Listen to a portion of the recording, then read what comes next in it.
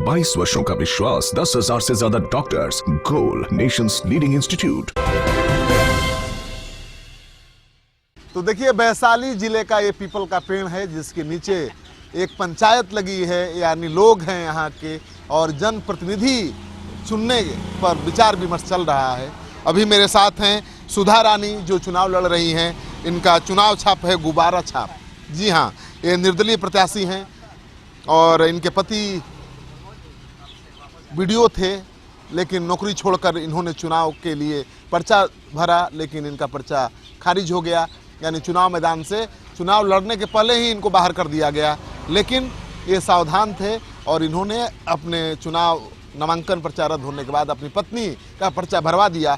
तो चूक तो गए खुद चुनाव लड़ने से, लेकिन पत्नी चुनाव मैदान में है और ये खुद उनको चुनाव जिताने के लिए डटे हुए हैं।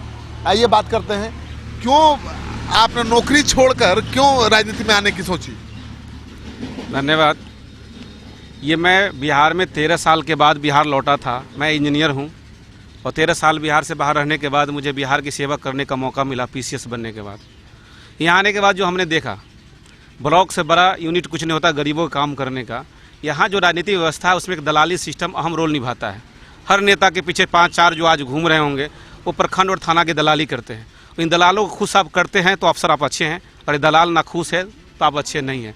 हमारे साथ वैसा ही हुआ। पहली लड़ाई हम किसानों के लिए लड़े, पैक्स चुनाव, जिसमें हमने किसानों को वोटिंग राइट दिलाया और मुझे लोगों ने सस्पेंड करके यहाँ से हटा दिया गया।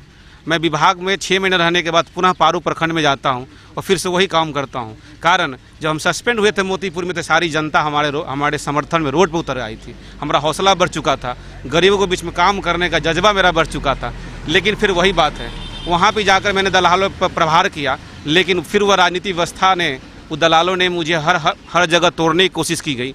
मुझे झूठे एक्साइज एक्ट में फंसाना, मुझे मर्डर केस में फंसाना, हमारी मर्डर कराना, इस तरह की व्यवस्था में ऊब चुका था। मुझे सरकार ने निर्दोष रहते हुए सस्पेंड कराकर 1 साल तक प्रताड़ित किया।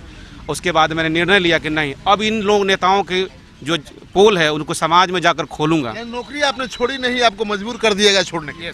मैंने ये नौकरी तो खुशी से पाई थी कि समाज की सेवा करूंगा, लेकिन ये जो व्यवस्था, यहाँ कोई अच्छे लोग, ईमानदार, समाज सेवी लोग, जिनको गरीब के पीछे धड़कता है दिल, वो नौकरी नहीं कर सकता है। तो आपका नामांकन पर्चा किस आधार पर रद्द हुआ?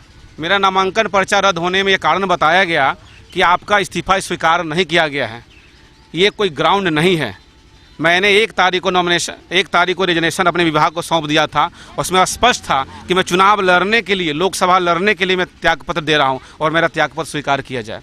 और ये इनफैक्ट ये जो आवेदन बनाया गया, मैंने कंसेंट लेकर चुनाव आयोग कार्यालय में जो काम कर रहे हैं, बहुत लोग अनुभवी है, उनसे लेकर बनाया था। ये वही ग्राउंड है, ये कोई कहीं रिटर्न नहीं है इलेक्शन के लिए। अगर मैं इस्तीफा देकर लड़ रहा नहीं, इस्तीफा मेरा स्वीकार था, मुझे कैंडिडेट बनने दिया जाता, इलेक्शन पिटीशन लोग फाइल करते, मुझे पदच्युत कर सकते। लेकिन राजनेताओं की हमारी जो आंकड़ा लग गया था, मेरे साथ कितना जन समर्थन है। 1.5 महीना पहले नॉमिनेशन करने के जो हम प्लानिंग किए, उससे पहले लोगों को लग गया कि 2.5 लाख वोट इसके पास है। 2.5 लाख वोट एक मामूली सा अधिकारी को, ये डर पैदा हो गया था। ये लोगों ने मैनेज किया था। तो अधिकारी अगर ईमानदारी से काम करे तो जनता साथ हो जाती है, और जनता जब साथ हो जाए तो नेता डर जाता है। ये ऑब्वियस है। राजनेताओं को एक सबसे बड़ी समस्या है, उसके सामने कोई पनप न पाए। अब उनकी जो ट्रैक है, आज जो व्यवस्था में विधायक और एमपी बनते हैं, वो क्या व्यवस्था उनके पास है? वो नेता के साथ रहकर ठेकेदारी करते हैं, दलाली करते हैं, उससे पैसा कमा के सिंबल खरीदते हैं और उसी सिंबल को खरीद कर फिर वो समाज में लूटने का काम करवाते हैं। ये साइकिल चलता है। तो जो ईमानदार अधिकारी हैं उनके लिए बड़ी चुनौती है, क्योंकि ईमानदार अधिकारी होंगे, जनता का काम करेंगे तो जनता के चहेते बनेंगे ही, जनता उनके साथ खड़ी होगी। और जब जनता जय जयकार करने लगे किसी अधिकारी की, और वो भी नेता के सामने, तो नेता बेचारा कैसा महसूस करता होगा, आप अंदाजा लगा सकते हैं। कोई नेता ये बर्दाश्त ही नहीं कर सकता कि उसके नौकरशाह की, उसके अधिकारी की कोई जय जयकार करे उसके सामने। और यही हुआ, जब जनता इनके साथ खड़ी हुई, सरकार इनके खिलाफ हो गई और इनको मजबूर कर दिया गया नौकरी छोड़ने पर। नौकरी छोड़ने के बाद चुनाव मैदान में उतरे, वहाँ भी इनके पर्चा को खारिज कर दिया गया कोई आधार बनाकर। और अब इनकी पत्नी मोर्चा संभाले हुए हैं। हालांकि चुनाव तो यही लड़ रहे हैं, लेकिन पत्नी आधिकारिक तौर पर उम्मीदवार हैं। आपको कैसा लग रहा है? आपने सोचा था कि चुनाव मैदान में आपको उतरना है? इनको तो नशा था पब्लिक की सेवा करना है, आपको काहे फंसा दिया? नहीं, मेरे हस्बैंड का जब नामांकन रद्द हुआ तो उसके बाद हम आए, कि जो अगर उनको नहीं करने दे रहे हैं नेता लोग काम, वो जो हम करेंगे। तो मतलब मजबूरी में ना आई? मजबूरी में अगर ये आते, ये नहीं आने दिया तब हम आए ना। अगर इनका अगर एक्सेप्ट हो जाता तो यही रहते। अब कैसा लग रहा है आपको आगे? अच्छा लग रहा है। रिस्पॉन्स कैसा मिल रहा है? बढ़िया है। चुनाव जीतेंगी? हाँ जीतेंगे, क्यों नहीं जीतेंगे। नहीं, चुनाव जीतने के लिए आप लड़ रही हैं या अपना दमखम दिखाने के लिए? नहीं, जीतने के लिए लड़ रहे हैं। किससे मुकाबला है आपका?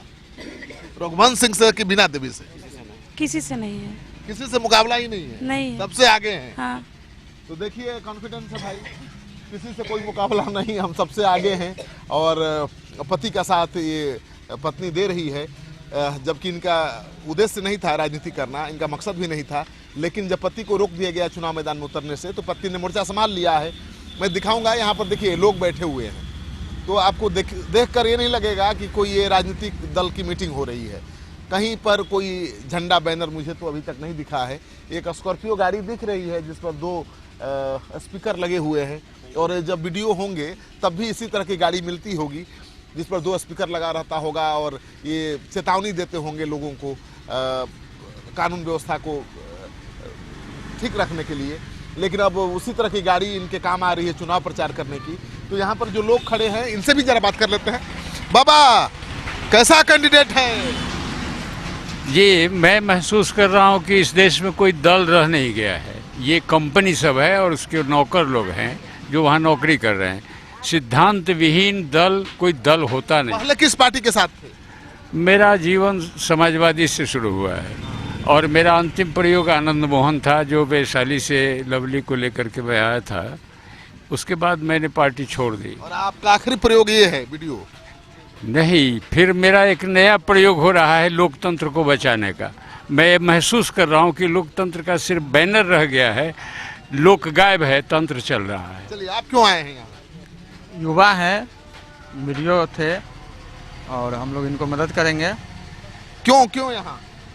हम लोग वीडियो साहब मदद में हम लोग है। वीडियो साहब का आप मदद किया? मदद हम कर रहे हैं वीडियो साहब के, निर्दलीय हम लोग मदद कर रहे हैं। हम लोग वोट देंगे वीडियो साहब के। हाँ, हाथ मजबूत करेंगे वीडियो साहब के। क्या? हाँ ठीक है, ईमानदार छवि वाले को जो प्रताड़ित किया है तो हम लोग उनके साथ हैं और उनके श्रीमती जी को भारी मत से हम लोग जितावेंगे। ईमानदार अधिकारी था, लोगों की मदद करता था, उसको नौकरी से हाथ धोना पड़ा। चुनाव मैदान में है तो जन समर्थन तो पूरा मिलना चाहिए। कहाँ मिल रहा है? ना, मिल रहा है, मिल रहा है। अभी तो यहाँ चल रहे हैं, अभी आगे कार्यक्रम है, चतुर्थी में है, वहाँ पर सब लोग बैठे हुए हैं। मुखिया जी के यहाँ कार्यक्रम है और पैगम्बरपुर में है, हर जगह कार्यक्रम है। तो आपने देख लिया कि जो वीडियो साहब है अब तो नौकरी में है नहीं, चुनाव मैदान से भी बाहर कर दिया गया, लेकिन अभी भी चुनाव मैदान में डटे हुए हैं अपनी पत्नी को उम्मीदवार बनाकर। और दरअसल इनके पास बहुत पैसा नहीं है, ईमानदार अधिकारी है तो पैसा कहाँ से होगा। तो जो राजनीतिक दल जिस तरह से तामझाम के साथ चुनाव प्रचार करते हैं, 10-10 गाड़ियों का काफिला चलता है, कार्यकर्ताओं को नोट बांटे जाते हैं, भोज होता है, वो सब ये नहीं कर पा रहे हैं। लेकिन फिर भी जनता स्वतः स्फूर्त इनके साथ है और इनको समर्थन मिल रहा है। तो जाहिर है कि मुकाबला कांटे का है। अगर इनका जन समर्थन नहीं होता तो इनको चुनाव मैदान से बाहर करने की कोशिश भी नहीं होती। तो ये इस बात का प्रमाण है कि इस वीडियो के साथ इस क्षेत्र की जनता है, तभी इनको चुनाव मैदान से बाहर करने की कोशिश की गई, लेकिन वो नाकाम हो गए। वीडियो साहब अपनी पत्नी को उम्मीदवार बनाकर चुनाव मैदान में डटे हुए हैं। और पूछते हैं, पत्नी जीत गई तो आपका मकसद पूरा हो गया? मेरा मकसद एक सीट जीतने का नहीं है, मैं लोकतंत्र की पुनः स्थापित करना चाहता हूँ। नहीं, मकसद का मतलब कि अब आप जो चाहते थे वो तो हो गया ना, जनता के काम करने का आधार तो मिल गया। नहीं, ये व्यवस्था हमारी है कि मैं शोषण के विरुद्ध लड़ाई लड़ रहा हूँ। ये हमारा जो वैशाली है उसको आप ये देखेंगे तो नक्सल क्षेत्र घोषित किया गया। यहाँ पे अपराध चरम सीमा पर है, शाम को गोली और बंदूक बरसाए जाते हैं। मेरा एक ही सपना है कि जगह को शोषण मुक्त घोषित करना है, कहीं भी किसी आम आदमी का शोषण न हो, ऑफिस में, समाज में, कहीं भी निर्दोष हो कोई फंसाकर जेल न भेजे। ये पहला प्राथमिकता मेरा शोषण से मुक्ति है। उसके बाद इसकी डेवलपमेंट जो है नेशनल लेवल पर ले जाना। टूरिज्म का बहुत ही बड़ा हॉट स्पॉट यहाँ पर है, लेकिन आज टूरिज्म जीरो पे है। रघुवंश प्रसाद जैसे बड़े नेता यहाँ के प्रतिनिधि रहे हैं, यहाँ पे डेवलपमेंट मिनिस्टर वो रह चुके हैं, मैं यहाँ के डेवलपमेंट ऑफिसर रह चुका हूँ। मैं उनको 0 मार्क्स दूंगा। उन्होंने तो कोई एक रूपरेखा ब्लूप्रिंट तक नहीं खींचा इस जगह को आगे बढ़ाने के लिए। आज हम बचपन से जब होश संभाले तो रायबरेली अमेठी का नाम सुनता हूँ, जीके में पढ़ा हूँ, लेकिन वैशाली का नाम सिर्फ इतिहास के पन्नों में दर्ज है। तो आपने सुना कि रायबरेली का नाम तो सबकी जुबान पर है, लेकिन इस वैशाली का नाम केवल किताब के पन्नों पर ही है, क्योंकि यहाँ से जो भी चुनाव जीता, मंत्री भी बना, लेकिन कुछ खास किया नहीं। देखिए, वीडियो साहब के दावे में दम दिखे। अगर लगता है आपको कि ये बदलाव ला सकते हैं तो आप इनके पक्ष में हमारे कमेंट बॉक्स में जाकर कमेंट कर सकते हैं। आपका सहयोग समर्थन लगातार हमें मिल रहा है, उसके लिए बहुत बहुत आभार। नमस्कार।